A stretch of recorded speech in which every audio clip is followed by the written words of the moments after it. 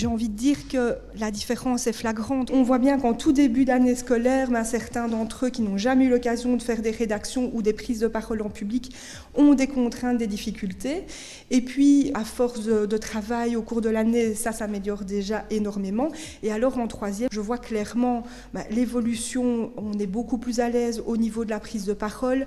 On voit que les 2 années qui ont précédé la troisième ont été bien utilisées par les étudiants. Clairement, que les étudiants sont beaucoup plus à l'aise, bien évidemment, avec les matières, avec la qualité rédactionnelle en troisième.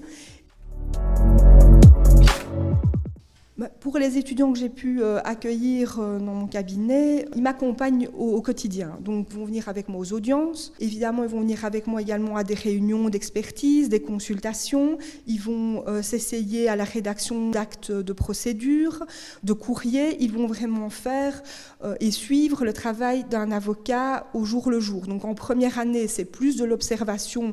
Et donc, souvent, on voit si le métier colle avec ce qu'on vit. Et en troisième, là, c'est davantage de la pratique. Donc, on va mettre à l'épreuve, quelque part, ce qu'on a acquis au cours des 3 années à l'ESA. Quand j'étais moi-même étudiante, on nous disait « le droit mène à tout ». Et c'est un peu ça parce que, effectivement, le droit mène à un travail dans l'administration, mais également dans le privé ou dans des juridictions. Et par ailleurs, on peut également devenir assistant juridique pour des huissiers de justice, dans des études de notaire. Et maintenant, ça commence à rentrer dans les mœurs aussi dans les cabinets d'avocats. De plus en plus d'assistants juridiques viennent prêter main forte au quotidien à un avocat. Donc le panel est très large et voilà, je peux dire que c'est vraiment enrichissant au quotidien d'exercer le droit.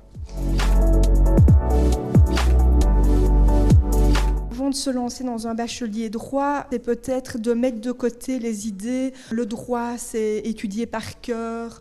Le droit, c'est pas fait pour moi, ça va être trop compliqué. En fait, c'est surtout 2 choses. Le droit, c'est de la rigueur, on va pas se mentir, mais c'est également de l'imagination. C'est-à-dire qu'à partir du moment où vous pouvez jongler avec de la législation, par rapport à un cas donné, vous pouvez donner des solutions globales à vos clients ou aux praticiens et avec qui vous allez éventuellement travailler dans le futur.